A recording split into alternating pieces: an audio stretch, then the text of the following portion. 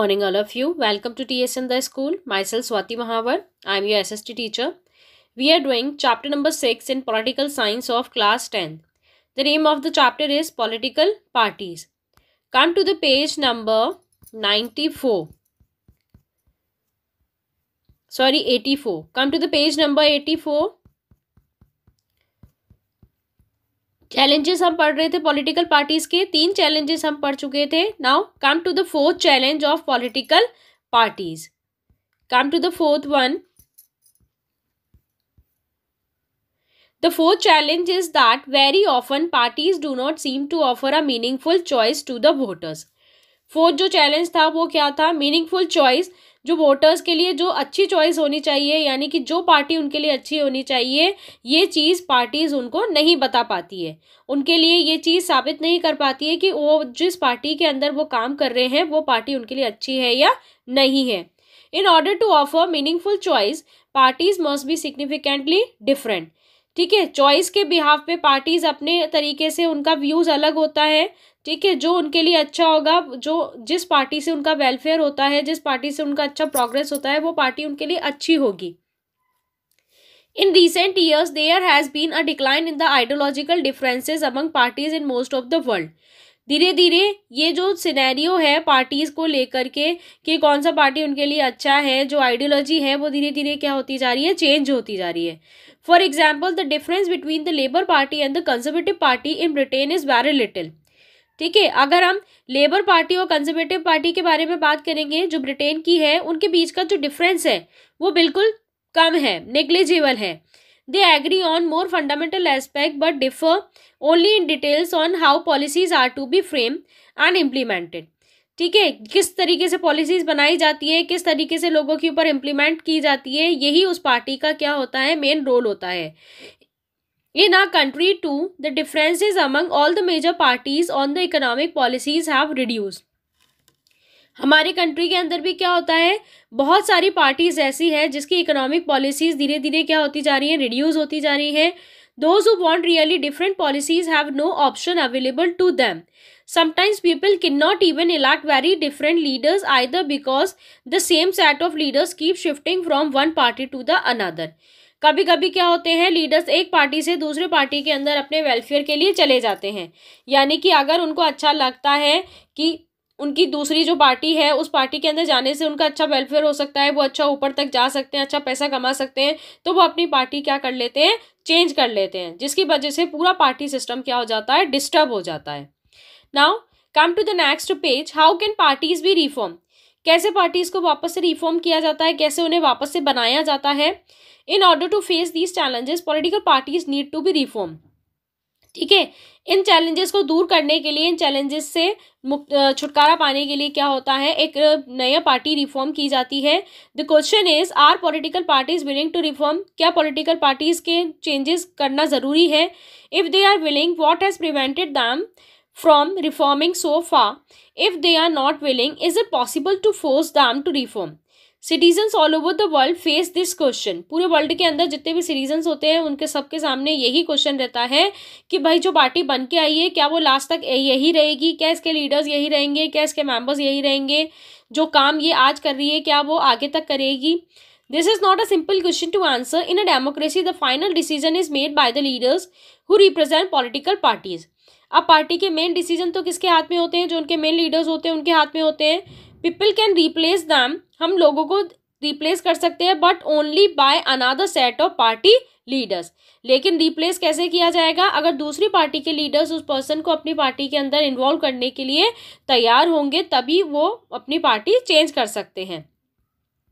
If all of them do not wish to reform how can anyone force to change. ठीक है, अगर कोई party change नहीं करना चाहता तो आप ज़बरदस्ती उसकी पार्टी चेंज नहीं करवा सकते हो. अगर कोई दूसरा पार्टी वाला आपको नहीं लेना चाहता तो फिर आप ज़बरदस्ती उसकी पार्टी के अंदर सम्मिलित नहीं हो सकते हो. Now let us look at some of the recent effort and suggestion in a country to reform political parties and its leaders. अब कुछ सजेशन और कुछ एफर्ट्स के बारे में हम बात करते हैं. The constitution was amended to prevent elected MLAs and MPs from changing parties. Constitution के अंदर अमेंडमेंट किए गए, यानी कि चेंजेस किए गए, कुछ नए रूल लेकर आए गए, जिसके अंदर क्या था, MLAs और जो MPs होते हैं वो अपनी पार्टी चेंज नहीं कर सकते हैं। ये एक नया रूल निकल के आया। This was done because many elected representatives were indulging in defection in order to become ministers और फॉर कैश रिवार्ड्स। अब ऐसा क्यों हो जाता था? क्योंकि कभी कभी पार्टीज के अंदर डिफेक्शन यानी प्रॉब्लम क्रिएट हो जाता था अगर कोई मिनिस्टर बनने के लिए या फिर पैसों के लिए किसी दूसरी पार्टी के अंदर चला जाता था। अब जैसे किसी को एमएलए की सीट ऑफर कर दी जाती है, किसी को उसकी अपर सीट ऑफर कर दी जाती है कि हम आप हमारी पार्टी में आ जाओ, हम आपको ये सीट दे देंगे, या हमारी पार्टी में आ जाओ, हम आपको इतना पैसा देंगे। तो अगर उसके लिए अगर लोग पार्टी चेंज कर लेते हैं तो उसके ऊपर बाउंडेशन लगाने के लिए गवर्नमेंट ने क्या किया कि एमपीज और एमएलएज जो हैं वो अपनी पार्टी चेंज नहीं कर सकते हैं। Now the law says that if any MLA और एमपी, अगर अब कोई एमएलए और एमपी अपनी पार्टी चेंज करता है, he or she will lose the seat in legislature, तो उसकी जो legislature की सीट है वो खो जाएगी। This new law was helped bringing defection down। अब ये जो नया लॉ निकल के आया इसने हेल्प किया कि किस तरीके से डिफेक्शन को नीचे लाया जा सकता है। At the same time, this has made and design even more difficult. MPs and MLAs have to accept whatever the party leaders decide। अब एमपी और एमएलएस जो थे वो ही एक्सेप्ट करते थे जो पार्टी लीडर उनको डिसाइड के लिए डिसाइड करते थे, जो पार्टी लीडर उनको करने को कहते थे, एमपी और एमएलए को वही करना पड़ता था। Now the next point is the supreme court pass an order to reduce the influence of money and criminals. अब सुप्रीम कोर्ट ने क्या किया, एक नया लॉ पास किया जिसके अंदर जो भी अपनी पार्टी के अंदर खड़ा हो रहा है, जो रिप्रेजेंटेटिव बन रहा है पार्टी का, ठीक है, जो इलेक्शंस के अंदर आ रहा है, उसको अपनी मनी और अपने क्राइम जो भी उसके क्रिमिनल फेस है उसका पूरा उसको बखान देना पड़ेगा। Now it is mandatory for every candidate who contest election to file an affidavit giving details of his property and the criminal cases pending against them. उसे एफिडेविट देना पड़ेगा। उस एफिडेविट के अंदर उसका पूरा प्रॉपर्टी का बखान होगा, कितनी प्रॉपर्टी उसके पास है और कितने क्रिमिनल केसेस उसके ऊपर चल रहे हैं, ये सारी चीज़ें उसको बतानी पड़ेगी। The new system has made a lot of information available to the public। और उसके बाद में इस सिस्टम के थ्रू ये सारी चीज़ें कहाँ हो जाएगी, पब्लिक हो जाएगी, यानी कि लोगों को पता रहेगा कि भाई हम जिसको चूज़ करने जा रहे हैं, जो हमारा रिप्रेजेंटेटिव बनने के लिए जा रहा है, उसको हम कैसे बनाते हैं, उसके बारे में हमारे पास सारी इन्फॉर्मेशन रहे कि वो क्या है, कितना उसका प्रॉपर्टी है, कितना उसका पावर है। But there is no system of check if the information given by the candidate is true. लेकिन किसी तरह का कोई चेकिंग, कोई क्रॉस चेकिंग नहीं होता है कि कैंडिडेट ने जो इन्फॉर्मेशन दिया है वो सही है या गलत है। As yet we do not know if it had led to decline in the influence of the rich and the criminals. ठीक है, रिच और क्रिमिनल्स के बारे में भी उनका पूरा इन्फॉर्मेशन हमें पता नहीं चल पाता है कि कितनी उनके पास रिचनेस है, कितना वो प्रॉपर्टी बता रहे हैं और कितना ओरिजिनल प्रॉपर्टी उनके पास है, क्या उनका क्राइम फेस है, ये सारी चीज़ें हमें पता नहीं चल पाती है। The election commission passed an order making it necessary for the political parties to hold their organizational elections and file their income tax return।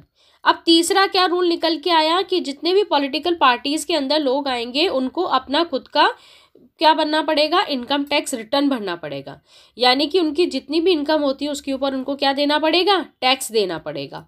The parties have started doing so but sometimes it is more formality.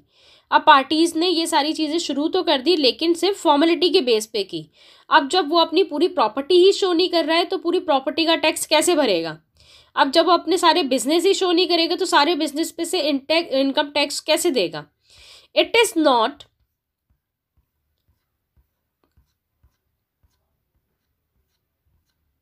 Clear if this step has led to greater internal democracy in political parties। अब ये सारी चीज़ें political parties के अंदर पूरा clear नहीं किया जाता है, इसका कोई क्लियर क्लैरिफिकेशन यहाँ पर नहीं है। Besides these many suggestion are often made to reform political parties. कुछ सजेशन भी दिए गए जैसे कि a law should be made to regulate the internal affairs of political parties. It should be made compulsory for political party to maintain a register of its member, to follow its own constitution, to have an independent authority, to act as a judge in case of party dispute, to hold open election to the highest post।